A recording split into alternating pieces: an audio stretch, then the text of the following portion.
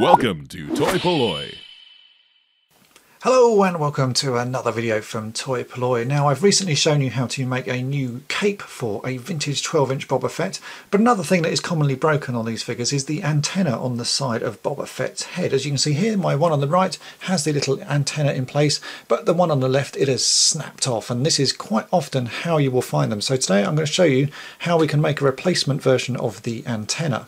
So let's take a closer look at the antenna on a working Boba Fett. So you can see here that it is a long sort of thin piece of plastic with a little rotatey bit that clicks at the bottom, and then it's got a little sort of triangular piece on the top of it. Now, more often than not, these are actually snapped off. You still have this little rotatey bit here, so it's just the sort of the long arm part that is snapped off and broken, which is exactly what's happened on this Boba Fett here. So you can see if I rotate him around, it still clicks, but this piece has been snapped. So to replace this, we are going to make a new sensor scope there. Now, here is the bit of plastic that you'll need, and of course, if you've watched my videos before, it's a piece of Lego. Now, this is a small black Lego antenna. So if I hold this up here against the original antenna, you can see it's about the correct length. It's the same thickness, and there is enough of the sort of length that we can drill a hole and mount that in there, but really the top of it looks wrong. So we are going to make a new top for this that matches this original little antenna there, and then we'll fit it all in place. For making the top section, we're actually going to use some milliput. I've shown you this before in quite a few of my fixes. It's a sort of two-part epoxy modelling clay, so you mix two bits together, mould the thing that you want, or sort of shape the thing that you want, let this go off for 24 hours and it will go rock solid. So really, the first thing we're going to do is get this little bit of Lego ready, because you want a few little sort of rough areas that the milliput can sort of stick onto. So I'm going to use my plastic nippers here just to cut out two little sort of notches on the front and back of the bottom section of this little antenna. So if I show you like that, just cut those out. You can see I've just cut a little sort of notch in the front section there, and I'm going to do the same on the back. This is really just to give the milliput lots of areas to sort of grip into, because you want it to grip onto it pretty strongly. So I'll just cut that out like so. So you can now see that there's a sort of a groove through. We can now mix up some milliput and start shaping a piece that looks roughly like this. We don't need a huge amount of milliput to do this, because it's only a very small thing that we're making. So I'm just going to use a knife to carefully cut off a small lump of the yellow part,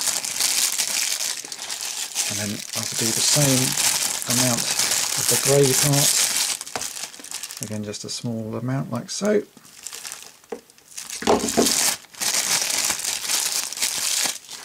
And then these two need to be kneaded together until they're evenly mixed.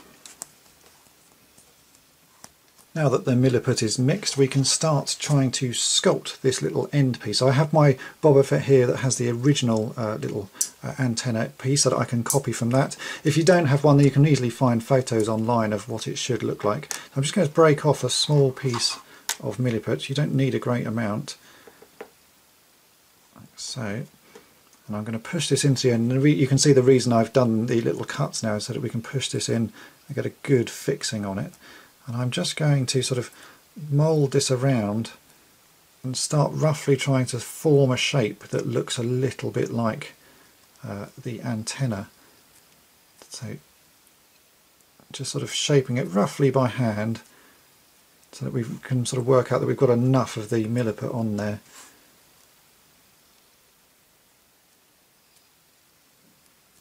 A little bit more.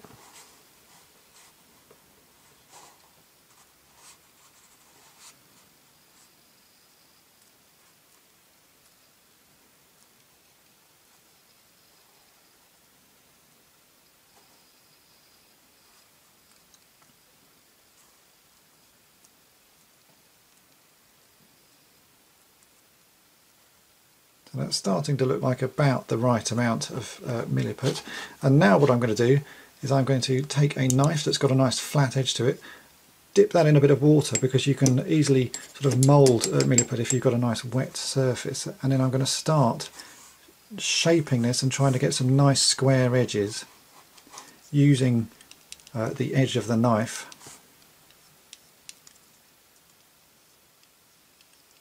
So this takes a little bit of practice and some patience. I can start trying to shape a piece that looks more like the original antenna there and try and get some nice flat surfaces. And don't worry if they're not too flat, because at the end, when this is all dried and the milliput has gone off, we can use some files to carefully file this down and shape it a bit more closely to the original antenna.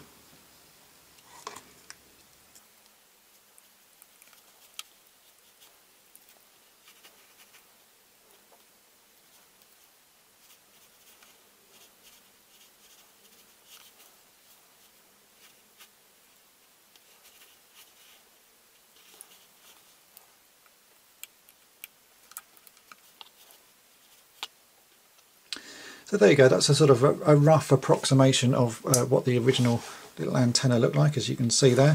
And that will be good enough for sort of final sculpting when the milliput has gone off. But that's going to take 24 hours. I'm just going to leave that to one side and we'll come back to this tomorrow. Well, it's now 24 hours later and the milliput has had time to dry and go hard, and you can see that we've got this little lump stuck on the end of a Lego aerial, and it's really quite firm. And actually it doesn't look too bad already. The shape I managed to get is pretty good, but I think it still needs a little bit more fine-tuning because the original little antenna here is a lot more angular and some of my edges are a bit soft. So I have some small little modelling files here, and I'm going to use these to very carefully sort of sharpen the corners and edges and make this little antenna look a little bit more angular. And I'm also going to add a little bit more detail to it. So really it's just a bit of a dull job of using these and carefully filing down parts of the milliput until I've got a shape that I'm happy with. So this will take 10 or 15 minutes, I'm sure, before I've got something that I think looks good.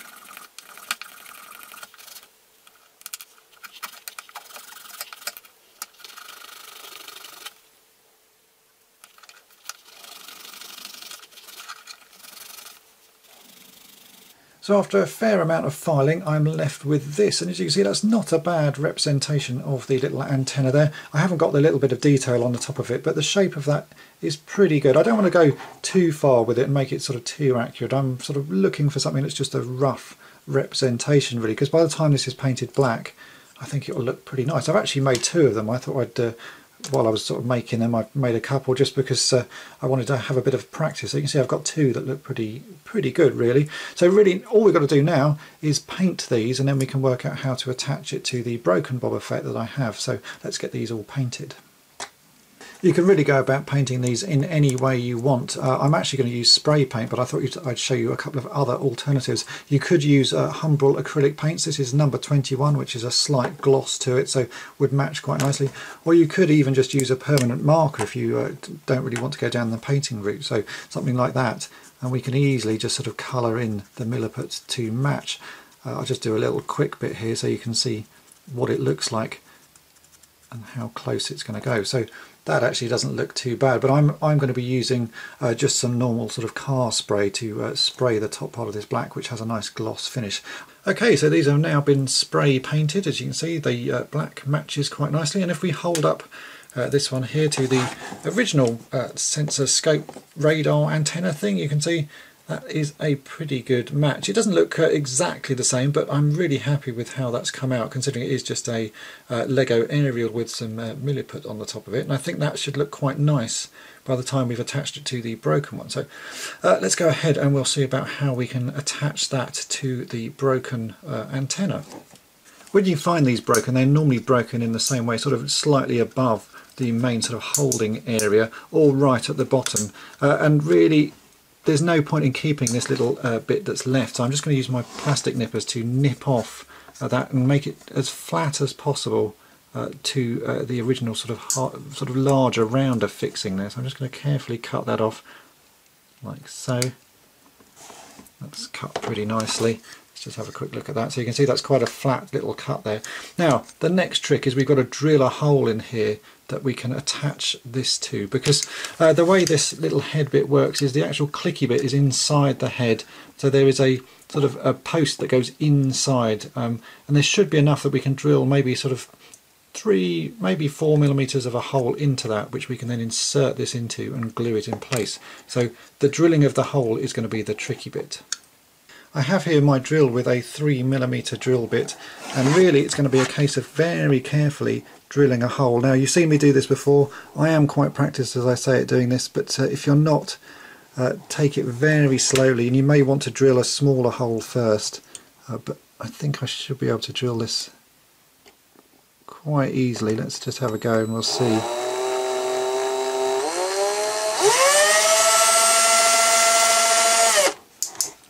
Now, actually, I'm going to change my mind. I'm going to drill a smaller hole. This is a 3mm bit. I'm going to drill a sort of 1.5mm hole first, and we'll go from there. Okay, so we start again. This is a 1.5mm drill bit, and I'm going to just gently drill a hole in to the centre.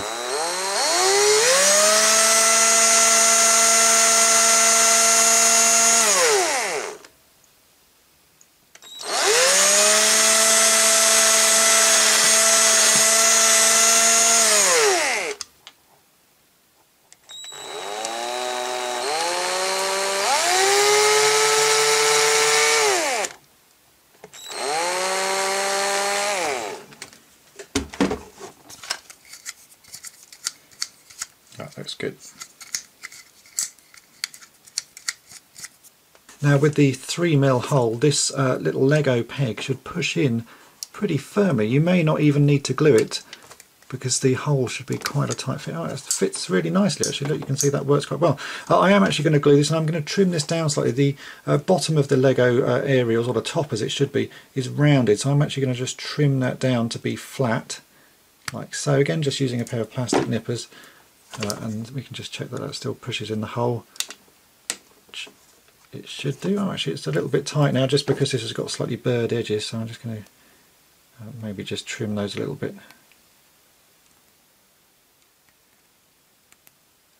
That should be enough. Then we can push that in the hole. He says, yeah, like that. Yeah, that's a pretty good fit. So I'm just going to glue that in place, just using a little bit of super glue, and then that's the antenna done. Just a small little drop of super glue on the end should be enough, because it should sort of squidge out into the rest of the hole. So if I can just squeeze the super glue down. My super glue's starting to run out. I use it so often. There we go, small amount there. And then you have to make sure, obviously, that the sort of little hammer bit points in towards the head, and then everything should be fine. So just drop that into the hole. I'm going to push that firmly in place. We can let that glue set. And here we have the final antenna. As you can see, it does look really good. It's pretty hard to tell which one is the original and which one is the new one. But this one on the right is the new one, and you can see it still flips, and he can make it look like he's looking through it as he does in the film. So it's a pretty good fix there. It does take a little bit of sort of practice to drill holes that small, but as you can see, I do it quite a lot on these videos, and it is possible. It's just a little bit of practice, so do be careful when doing those. So if you have enjoyed this video and would like to help out toy-polloi, then please check out my Patreon page, and thanks for watching. Thanks for watching toy-polloi. Subscribe for more great videos.